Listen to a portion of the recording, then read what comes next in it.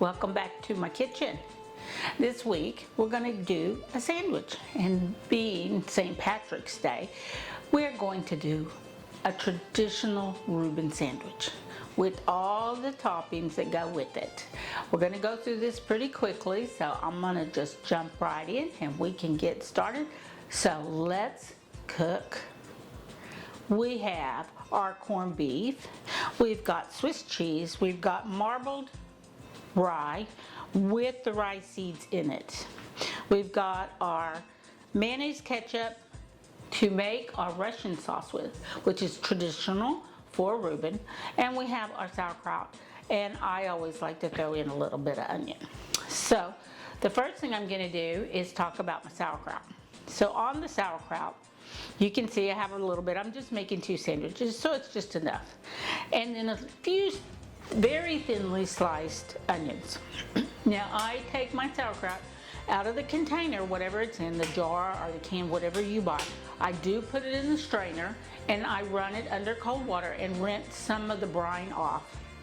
Then I pat it dry because I don't want soggy on my sandwich. Then my bread gets soggy, then the whole thing gets soggy. So I really want it to be that. Then I'm going to heat this through. I'm going to saute a few little onions with it, heat it through, get it a little toasty, and it'll be ready to go on. So I'm going to do that first. So I'm putting it on my onions, and now I'm going to put on my sauerkraut. And I'm going to spread it out so we can lose some of the little bit of moisture and get a little toasty on there. I really do like this little griddle. We've been using it a lot. It makes great little sandwiches. There. So while that's kind of toasted up, we'll talk about some other things. But first, we need to make our sauce. So Russian sauce is just a combination. You might know of it as secret sauce, hamburger sauce, special sauce, but basically I have a cup of mayonnaise here, and I'm going to put that in. And this is all to your taste too. You can make it, sweeter, more tart, however you want it to be. I have a half a cup of ketchup here, and I'm going to add that in. And then I have a tablespoon of chopped onions, finely chopped onions, and a tablespoon of dill relish. Now if you want it really sweet, you can add sweet relish to it, but we like the dill. The ketchup gives it enough sugar that I feel like it's sweet enough without the sweet relish. But if you want it sweeter, add, or you can do half and half, however you want. That goes in, and then of course I always have to have a splash of W sauce. So here we go with a little bit, a good couple splashes in, not much. You can add more, you can add less. You can even add some Tabasco to it, sriracha if you want a little heat to it. But this is the basics. Then we stir it really well, getting it all mixed together, and this is the sauce. Now I make extra so I can put some on the side. That way everybody can dip their fries in it. So now it's ready. So that's pretty easy right there. We'll set it aside for a minute, and then we're going to talk about this bread. So I've already toasted it. I put butter on it, toasted it, and I got it pretty crispy because you want it to be crispy. You don't want the sauerkraut dripping through your bread. So I toasted them already. They're ready to go. And this is, like I said, is marbled rye. You can use you can use pumpernickel, you could use dark rye, you could use rye without the seeds in them, but rye is generally the bread of choice for a Reuben. So that the bread's ready to go. Now I have 3 slices of Swiss cheese, and that is traditional too. I sometimes use baby Swiss because I have some people in my family like the baby Swiss, so we sometimes do that, but today I'm doing the regular Swiss cheese. And then we have our corned beef. So let's see how our sauerkraut's coming along. Oh, perfect. See how it's getting a little toasty, our onions are getting a little toasty, and it's kind of heated through too as well. So you don't end up having some cold kraut going onto your your sandwich. So that looks pretty good. I think I'll leave it for just another little minute. And I'm not trying to make it all toasty, you know, and brown. Just heat it through good. Get the onions a little toasty. And then that'll be ready. So this is our corned beef. Now I like to use traditional brisket corned beef. You go to the deli and you order corned beef there. You're not going to get brisket. You'll probably get a big sirloin roast, a round roast that has been processed in the manner of corned beef, but it won't be traditional. So when you go into the grocery store section, you'll see the corned beef in the meat area, not the deli area, but in your meat market. You go there, you find it in a package, and you bring it home and you rinse it really well. And I do mine in the Instapot. You can do it in the oven. You can do it in a pot on the stove. You just flip it over, read the instructions on the back. We do this the same as we did the roast that we made in the Instapot for our French dips. So I can link that video for you. But I did do it in the Instapot, and this was a 3-pound corned beef. And so of course on Sunday we had, for Sunday dinner, we had corned beef and cabbage and potatoes and the whole Irish dinner, and then I had leftovers. So this is my leftover sandwiches from Sunday dinner. So you can do the same, or you can make just your corned beef for your Reubens.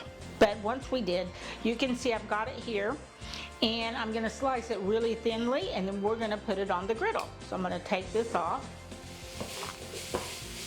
And if you stay to the end of the video, I've got some steps for you to follow on how to do it in the Instapot.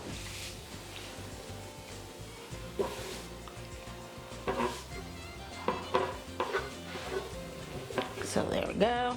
I'm going to set this aside till we're ready to build our sandwich. This is ready. So here's my pieces. I've sliced them really thin, and I've got several pieces, probably 4 or 5 pieces for each sandwich, and we're just going to put them on here and let them start getting a little toasted and heated through. Then we'll pile them up, put the cheese on the top, just like we did the French dips, and then we'll build our sandwiches. It doesn't take long. The longest part is cooking your corned beef.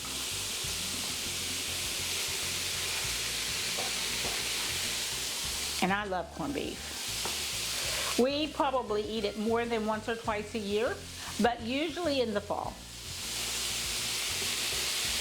And then of course it's St. Patty's Day we have to do it. So we're gonna let that go for a minute, and I'm gonna talk about the corned beef. So as you can see, this was a 3-pound, and I sliced it really thinly across the grain. And I get that a lot. What do you mean across the grain?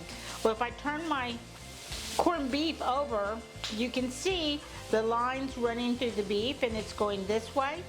So we want to cut it this way. So my knife, and I try to cut it as thinly as I can so I can stack it, but not so thin that I end up with chopped beef instead of slices. I really like the slices better. But if you end up with chopped, that's fine, you can do. And then we're gonna see how that's already turning a little brown. That's all we need. And it's getting soft. See how soft it is getting? And I put it on there, it was not soft, it was hard, so now it's softening up. Now, usually, when I make these sandwiches, the Reuben especially, I've got everybody in the house wants theirs a little different. Somebody wants sauerkraut, nobody wants sauerkraut, somebody wants no cheese, somebody wants plant-based cheese, somebody wants this or that. So I'm cooking them like a short order cook. But we're traditional here today. If you don't put sauerkraut on it, or kraut, or cabbage on it, or whatever, you don't have a Reuben. You have corned beef on rye. So, but that's okay. It's what you like. And that is ready to go. So now I'm going to go ahead and pile this up. And it is really popping. Pile it up. I got a good pile on both sides.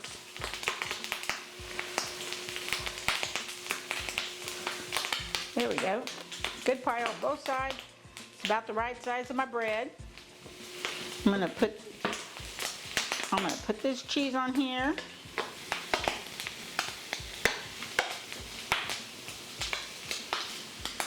Turn it down a little bit.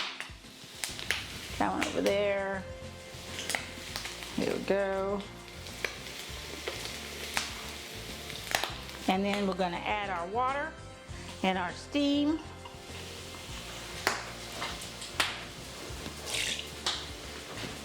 And put our lid on. Ready? Here we go. Let that steam for a minute. I'm gonna get my plate out, my sauerkraut, move things around a little bit. I'm going to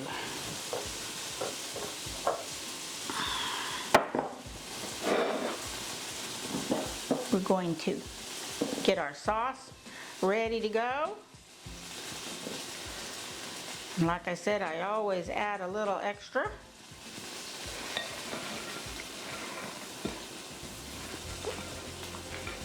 And serve it up with fries and a pickle. There we go. Think that's ready. So I'm going to go ahead and put on my kraut. My sauerkraut with my little fried onions in it. All there. Oh my gosh, it smells so good. Now, that's ready. And there we go. That one goes on there. And this one will go on here.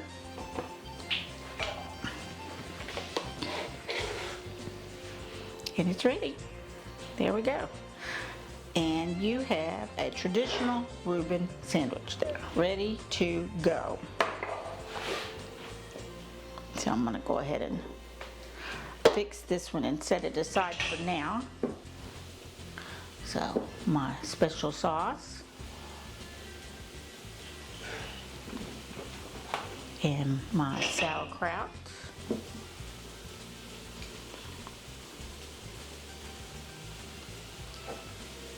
There we go. And then we're going to add our other half. And there we go.